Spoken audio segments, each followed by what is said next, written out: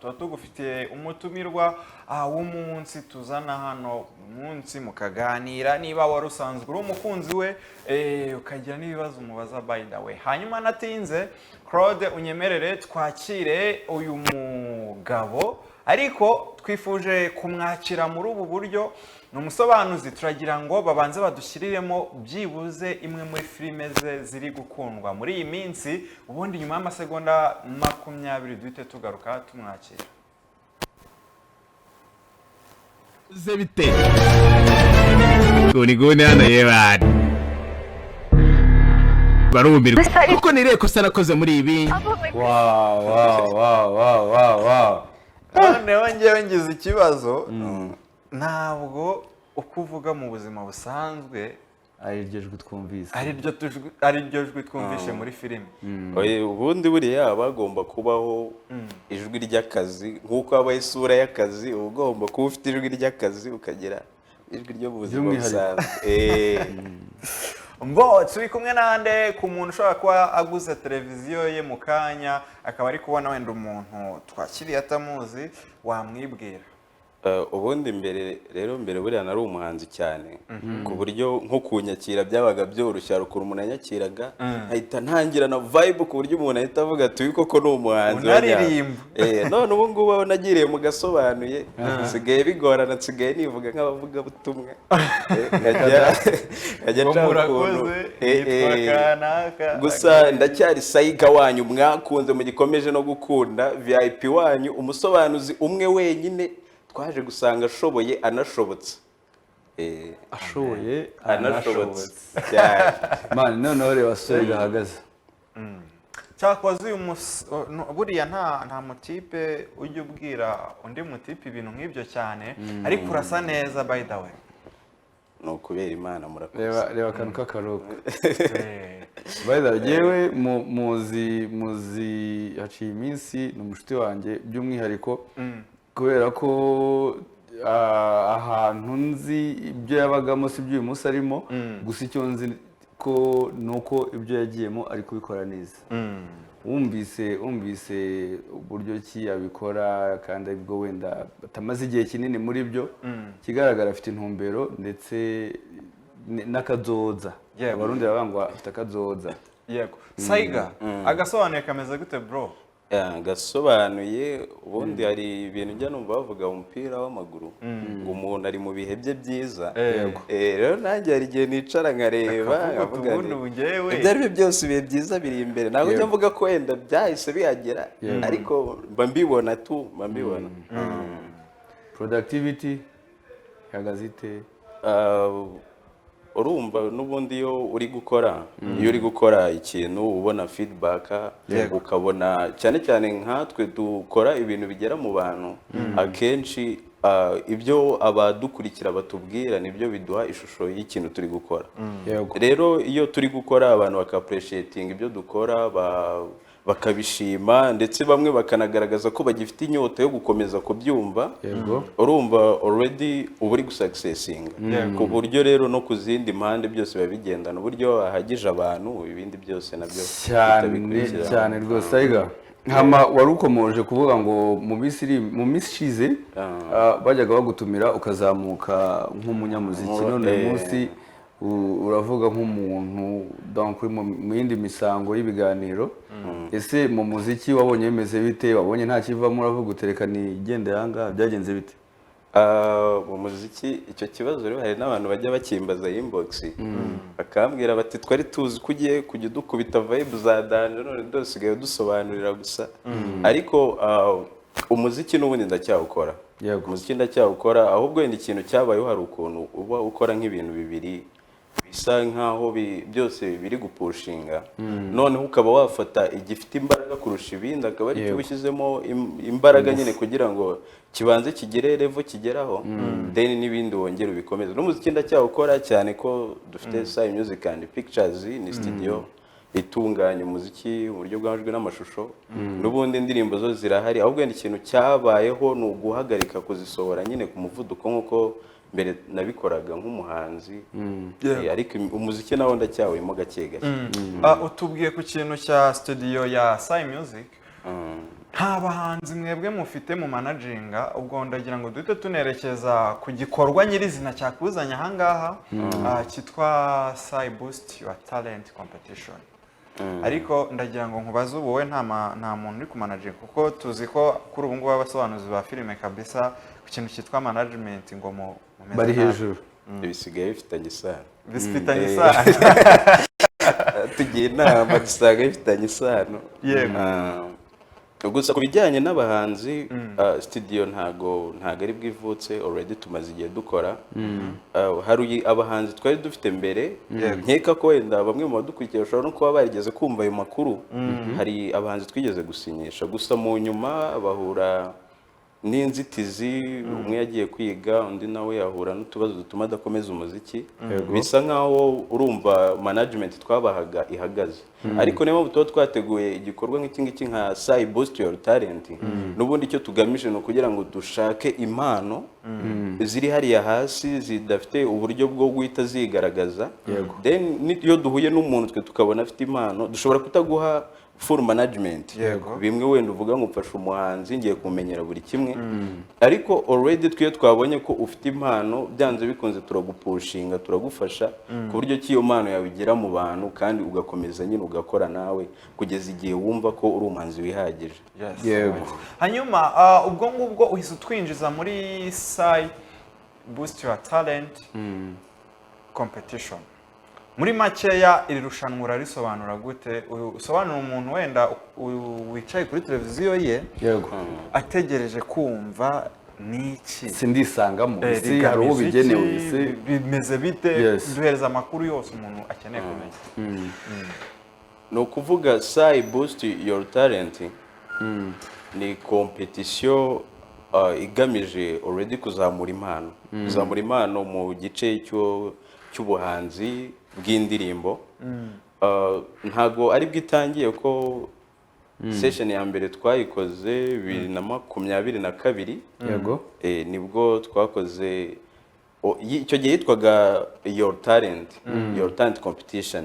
Rero twarayikoze tubona koko hari icyo itanze, abatsinze tugira icyo tubafasha, tubona ko nyine ari igikorwa kuko kiri gufasha abahanzi bakiri hasi. Akenshi twe dukunda kureba abahanzi baba badafite uburyo bwo gutunganya ibihangano byabo cyangwa se kuba babigeza mu itangazamakuru. Twarabikoze rero tubona bigutanga umusaruro, turavuga why tutazana noneho ikindi gice cya kabiri, ariko noneho ikaza ivuguruye kuruta uko igice cya mbere cyari kimeze. Ariyo mpamvu twumva ko n'izina ryahindutsemo bikaba Sai Boost Your Talent, mu gihe mbere byitwaga Your Talent gusa. Ni ikintu cyiza. Ndi kubona imiterere y'irushanwa aho kwiyandikisha bizatangira ku itariki 10 ejo bundi. Ubwo ndatekereza buri umunsi umwe, ndetse binasoze tariki 5 z'ukwa 9. Umva harimo igihe kigera nko mu mezi nk'atatu ku muntu wabashije kwitegura neza iki kintu yakijyamo. Ese icyo nibariza mu focusinga kuziye impano, ese impano zose umuntu yagira, abanyabugeni, donc niziye impano mwe mwakira? Birasobanutse kubera ko Sai Boost Your Talent ni irushanwa rigamije, sasa ni competition igamije kugaragaza impano mu buryo bw'indirimbo. Bivuze ngo abantu bitabiriye competition n'abantu bafite ibihangano by'indirimbo mu buryo bw'indirimbo. Abaririmbyi. Yes. Sai, none nyuma yuko ubikoze uvuze ko atari ubwa mbere ubikora, feedback wabonye bwa mbere, ese havuyemo iki? Ese watsinze ubona ko hari icyo byamumariye kugira ngo turebe ko byibuze n'abari kudukurikira donc baba intéressé kugira ngo bazaze bitabira iki gikorwa cyacu? Byo byatanze umusaruro tukibitangira, ariko nanone tukiri kuri iyo ngingo urumva ko uwatsinze mbere hagiye habamo utubazo dutuma adakomeza umuziki. Ari byo twagiye tuvugurura, wenda dushobora kuza kugera nko ku bigendanye n'ibihembo tuzatanga muri iyi competition. Ubushize twahembaga cash. ugasanga umuhanzi umuhembye cash, araje mu irushanwa arakompese, aratsinze umuhembye cash. Ariko buriya naje kuvumbura ko iyo umuhanzi umufashe ukamuhemba mu buryo bwa cash cyangwa se ukamushimira mu buryo bwa cash, abenshi buriya ntabwo bakomeza umuziki, bagenda bagiye ahita afata amafaranga yaba yakuyemo se ajya gucelebrating akagenda agiye. Nibyo rero byatubayeho no muri session ya mbere. Urumva umuhanzi watsinze n'ubu ngubu nsigaye nirirwa mubaza ngo ari hehe, kuko twe twabikoze kugira ngo duse nk'abamuha platform nyine abone nyine aho gutangirira. Byarangiye rero tumubuze, mpita mfata icyemezo ndavuga noneho kuri iyi ngiyi tugiye kuvugurura, reka umuhanzi noneho tuzamuhembe igikorwa gituma koko aguma muri ya nzira. Ariyo mpamvu sinzi niba ntihuse ku bihembo tuzatanga harimo gukorerwa indirimbo, nta buryo buri cash burimo. Ni ugukorerwa projet, ugafashwa kuba zamenyekana, zagera mu bantu ya promotion, nibwo buryo tuzakoresha. Ni igikorwa cyagutse kandi kinini cyane umuntu ashobora gutekereza bukira bugacya, ariko turi kumwe na nyir'umushinga. Urebye ikigaragara, urebye ku maso uracyari muto, ariko imitekerereze iri hejuru. Nari ndiho ndibaza ese ko uri muto cyangwa se ikigaragara ubushobozi wenda busa nkaho mutoya, urabizi neza ko ari mutoya, dusubirizeho barebe itota cyane. Ubuto ndi kuvuga wenda imyaka ashobora kuba akuze, ariko ni muto kuko ari gutangira bino bintu. Icyongeyeho urumva biba bisaba izindi ngufu. Nari ndiho ndibaza ese hari abaterankunga wikoramo, bimeze bite? Byo kabisa, turebye ku myaka naho ndacyari muto, ni umusobanuzi ukizamuka n'ako gahanga, umusobanuzi ukizamuka, ariko abantu bari gukunda cyane. Rero ku bigendanye n'abaterankunga, tukitangira irushanwa, ubwo ndavuga muri 2022, hari abaterankunga already nari mfite, cyane cyane nanakomeza kubashimira nubwo ubuno turi gutegura irya kabiri batagarutse bose, ariko ndabashimira, barakoze cyane ku byo bakoze mbere. Nari mfite abaterankunga harimo Fine FM, ndakeka wenda atari ngombwa details zabo, gusa kuri ubu ngubu kuri iyi nshuro dufitemo abaterankunga, ni televiziyo turi gukorana, Goodrich TV niyo yateye inkunga kino gikorwa mu buryo bwo kuduha platform yaho iryo rushanwa ryanyura, bitewe nuko njye mba nifuza ko nimba umuhanzi yitabiriye competition, tuvuga ushobora kwitabira competition ufite impano ariko ntutsinde, bitewe nuko mu ishuri twese ntabwo twaba mbere.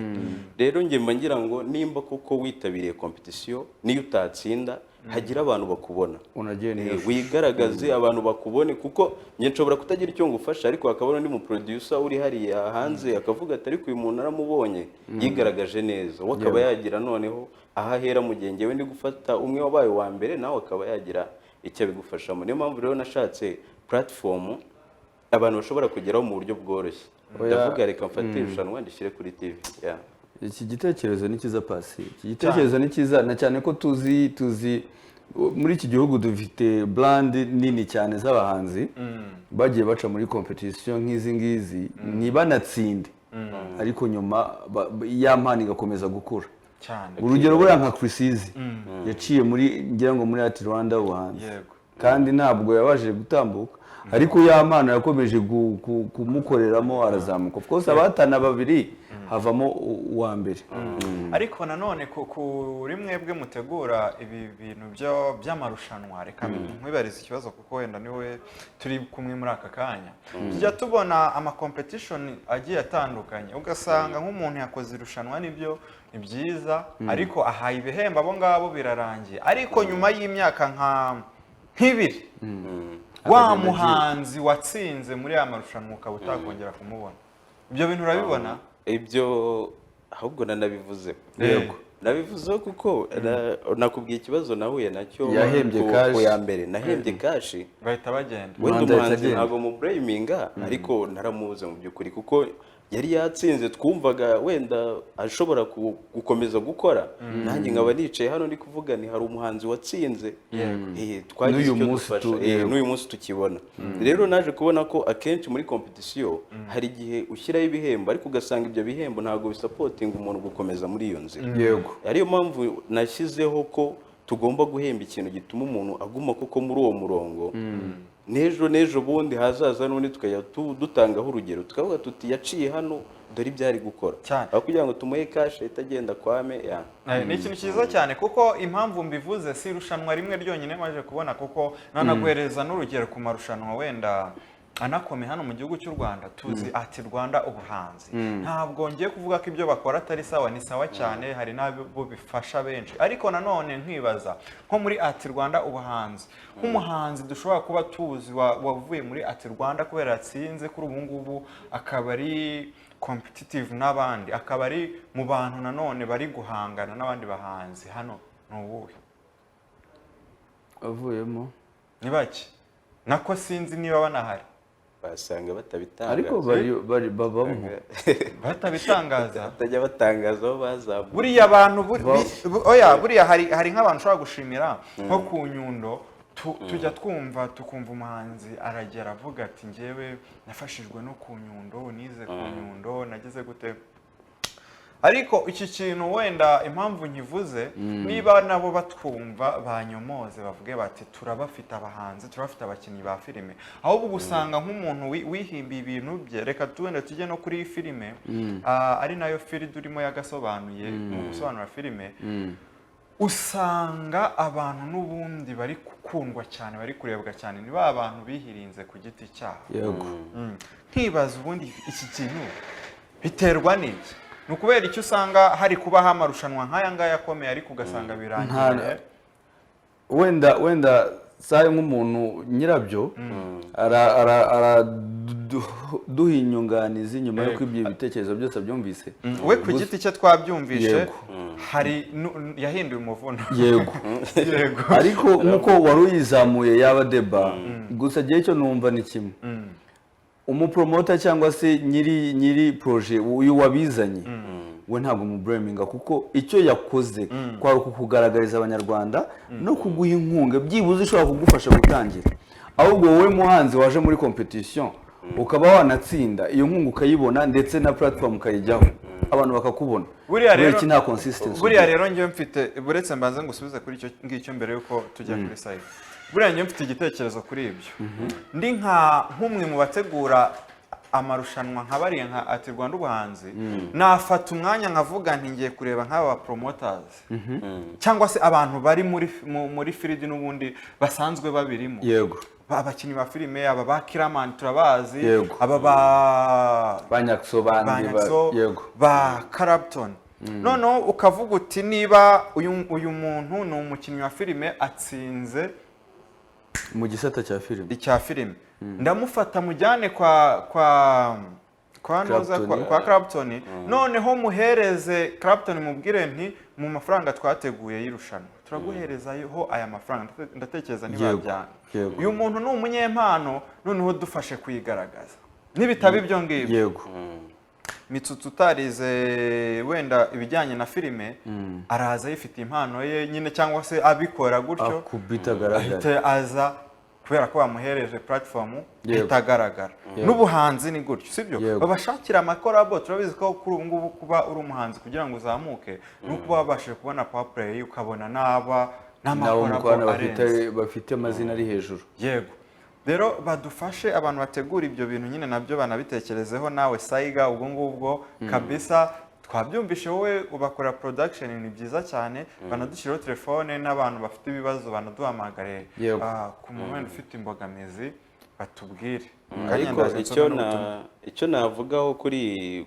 iyo ngingo mbere ko wenda tuyitarukaho ni uko buriya hari ukuntu utegura ikintu ariko ukaba utazi imvune zikibamo urugero ugasanga wateguye irushanwa rigamije gufasha abahanzi ariko utazi mu by'ukuri ngo umuhanzi anyura mu biki nkanjye nabayeho umuhanzi igihe kirekire stragoringa nta support ntaki ku buryo mba nzi neza icyo umuhanzi uri hariya hasi akenera yego ariyo mpamvu nakubwiye ko nahinduye gahunda ni uko mba nzi neza ko mvuga ni uyu muhanzi nimukorera audio nziza nkamukorera video nziza ndaba hari icyo mufashije nkayereka abantu bakayireba abantu bo ubwabo bamushyiraho pressure bavuga bati ko wadukoraga indirimbo nziza wagiye he byagenze kuruta uko mfata umuhanzi nkavuga ngo yatsinze tugaserebura ariko ejo wapi ugahita umubura yego muri bumwe mu butumwa ndi kwakira ubwo ni ubukwerekeyeho hari uwavuze ati hayi Saiga ndamukunda cyane ati ewan ati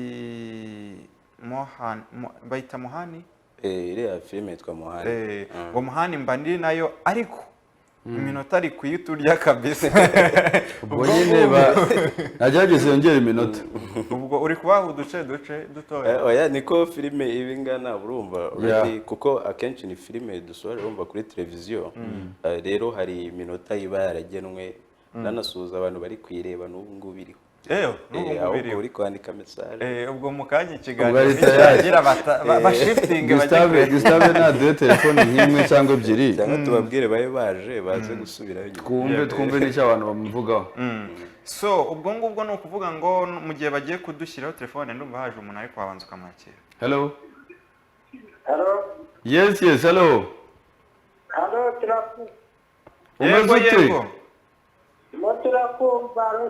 yego yego isagenda gahunda uyu nguyu yagize ati murasa neza cyane rwose mbwirira Saiga wacu uyu munsi aturengerezaho agace k'amani kuko turi abanyeshuri tutabona aho tuyireba ati mu minsi isanzwe n'ubu ngubu nari ndimo kuyireba nuko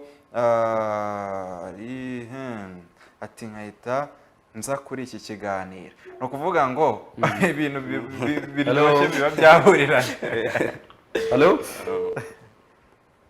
telefone ndumva zitari kugenda neza gusa ikiriho ese Sai nk'umuntu ukora biriya bintu imvune zirimo nizihe imvune ziri mu gasobanuye cyangwa uya ndavuga mu gasobanuye twe tubona twe twumva ishusho tukumva n'ijwi ariko ntituzi behind the scene rero agasobanuye ngiye kukavuga nyine nk'ugaye ishusho yako njye nakwirebaho ku giti cyanjye kuko wenda abandi basobanuzi bo sinzi uko byagiye bigenda buriya njye ninjiye mu gasobanuye ntabipanze ntabwo ari proje nicaye ngo mpange ngo ngiye gukora filime ahubwo hari nagiye mbi inshuti n'abasobanuzi benshi babikora ba Sankara ba Sinya tukamarana igihe kirekire rero kubera kumarana igihe kirekire nabo mbona babikora nibwo baje kumbwira ariko wazakoze filime rimwe tukumva ko tuba twumva babishobora ko hari ibindi bintu najyaga nkora amadocumentary n'iki akambwira bati bino bintu wabikora bigakunda rero rimwe naje kugerageza ndabyuka nahereye ku ndirimbo sobanura indirimbo nyoherereje abantu barambwira bati sawa ubwo uyu musobanuzi ko dusanzwe tumwumva akorera bimeze rero numva hari ukuntu uba ufite ijwi ku buryo umuntu ashobora kukumva agahita yumva riramukuruye tu ndavuga rero niba ijwi bari kompurimye ko umuntu yakumvisha ari ubwa mbere akavuga ngo arumva ameze nk'aho aranasanzwe akumva bivuze ngo abakugereranyije n'abandi asanzwe yumva akumva niba koko byakunda urumva nawe uri muri competitive rero nabigenje gutyo numva ijwi bararishimye ubumenyi bwo nari mbufite kubera ko buriya ntabwo wakora agasobanuye nta bumenyi wabasobanurira iki se ko usobanura byose ururimi ni ugomba kuba uzi ururimi ikindi unumva vuba kuko dushobora urugero nko kureba na filime byose nkaba nasobanukirwa inkuru nkasobanukirwa ibivugwa n'ibiki ukarimenya no kuri burangere already uriya iyo urebye filime nyinshi hari uburyo ki ubuzi urashushanya uburyo filime ikozwemo rero nyine ni nabyo nakubwiraga iyo wumva vuba birakorohera nyine bisaba kuba ufiteho iyo mpano nanone ufite iyo mpano ufiteho n'ubumenyi kuko ni ururimi birumvikana then iyo ubikoze byo kubikunda byo n'ubundi ntabwo wakora agasobanuro udakunda filime yes hanyuma reka nsome wenda ubutumwa bukeya ku bukwerekeyeho uyu nguyu yagize ati umva umutipe ndamukunda cyane ati kuri filime ya Muhana Igo ati ndazikunda cyane ati nakomeze adutemo Nishera ni Nyamirambo hanyuma aho ni kuri WhatsApp reka tujye no mu butumwa busanzwe uyu nguyu nawe yagize ati ni Jose Nyagatare ati akomerezaho turamukunda ubwo ngubwo abo ni bamwe mu bari gutanga ibitekerezo kuri we hanyuma n'uyu yagize ati hero turabakurikiye ni Placide Kabarore ati Saiga nakomerezaho aze no kuturirimbira ubwo urumva ko uyu nguyu nanone ari kuvuga ati ntago turi kumufata ngo ashaka kwisuriza Saiga ariko nahamagare kuri iyo nimero iherwa na 41 turahita tumwitaba. ari guhamagara inbox. Yari guhamagara inbox. Iyi telefone mfite baciye mu gikari. Iyi telefone mfite ni y'ubutumwa bugufi. Yego. Riri iherwa na 54. Hanyuma iyo guhamagara ni iyo ngiyo iherwa na 41. Reka twakireho abantu nka batatu kwa mugani two kubanigana ijambo ubundi turi no kugenda tugana ku musozo. Hello. Yes. Ese n'abantu batuye kure. Yego. Ya Kigali. Yego. Kugira ngo baze nyine muri Sky Boost Park burya asaba iki? Araje gusobanura ninde uhereye agana he? Nyamagabe. Ni izina ryawe? Kundwa nabone. Yego. So musobanure twumve n'abandi nka babiri turi kugenda tugana ku musozo. Ni ukuvuga ku bantu batuye kure nabo twabatekerejeho cyane cyane ko kwiyandikisha akenshi biri gukorerwa kuri telefone. Ushobora no kugeraho Sai Music and Pictures ikorera i Kanombe mu Busanza ariko biri gukorerwa kuri telefone. Ahubwo nshobora gutanga namba ya telefone abantu bakoresha ushobora kwifashisha ukaba wayihamagaraho gusa ubwo wahamagara ku itariki 10 z'ukwa gatandatu ko nibwo kwiyandikisha bizatangira. Ariko nano ushobora wenda nko kwandikira kuri WhatsApp akagusobanuza. Hari na contact ya WhatsApp nayo ashobora kutwandikiraho. Hanyuma aba yakeneye kwiyandikisha nimero wahamagaraho izahamagarwa ubwo ni tariki 10 z'ukwa gatandatu kugira ngo yandikishe ni 079 47 Siriya ni kubonaho hari 97 22. Hanyuma ku ya WhatsApp ushobora kwandikaho wenda utubaza uko bimeze ariko unyuze kuri WhatsApp ni nayo nimero ya studio n'ubusanzwe dusanzwe dukoresha ku bakiriya bacu ni 0782 2 5 Yego. Yes. Okay, urakoze cyane. Hanyuma iriya publicité niba ari publicité reka banze banayitunyurizeho hanyuma tuze tugana ku musozo yidushyiremo mu buryo bw'amajwi tubashe gusobanukirwa neza ubundi tuze utubwira ubutumwa bwa nyuma.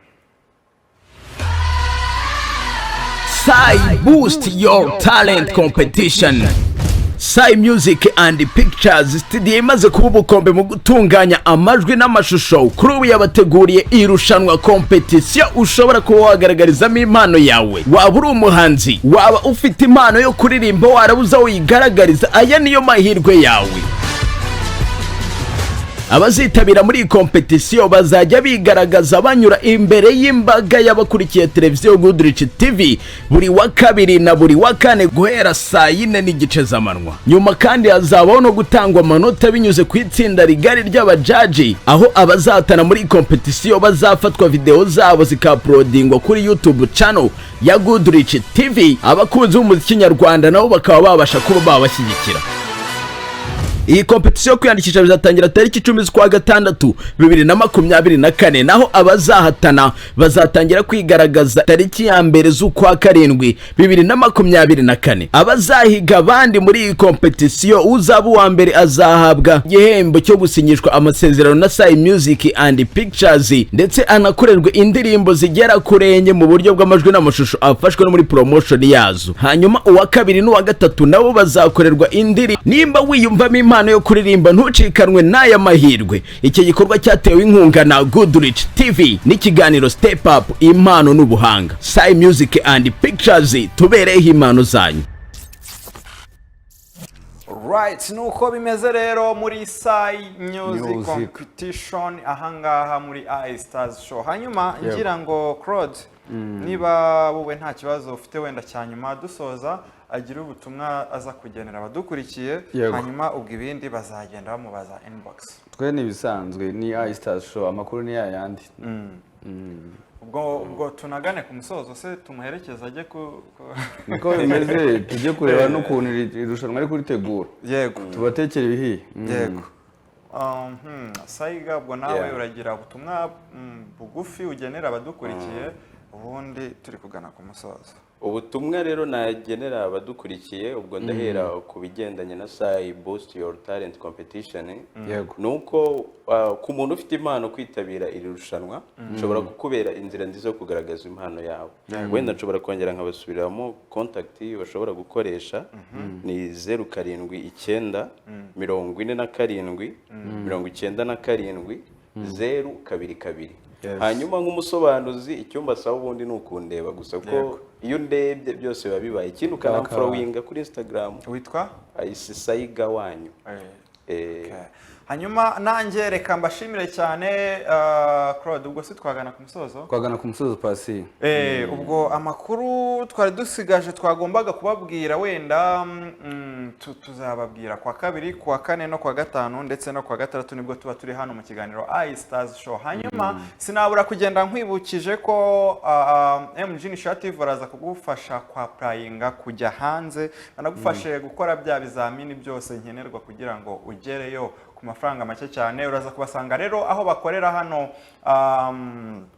i Remera mu nzu yitwa Ikaze House ariko nanone turi kumwe na Kamariza Arts Driving and Language School baragufasha kwiga indi myuga harimo mechanic ubudozi ndetse banagufasha kubona permis na provisoire mu gihe gito cyane fata telefone yawe nabo ubahamagare kuri nimero ya telefone cyangwa se ubasange kuri Ariya Kimirongo aho bakorera babita Kamariza Arts Driving and Language School nimero yabo ni 0782 68 5 3 6 hanyuma nkubwire ko na Wizboy Shop baragufasha kwambara neza ku giciro gito cyane barakubonera imyambaro utakura handi bagukorera delivery aho iri hose mu bice by'igihugu nshimire Sayiga twabanye nk'umutumirwa nshimire we Claude nshimire Gustave kubanga bw'ibyuma ubu ni ngewe tubonane kwa kabiri ciao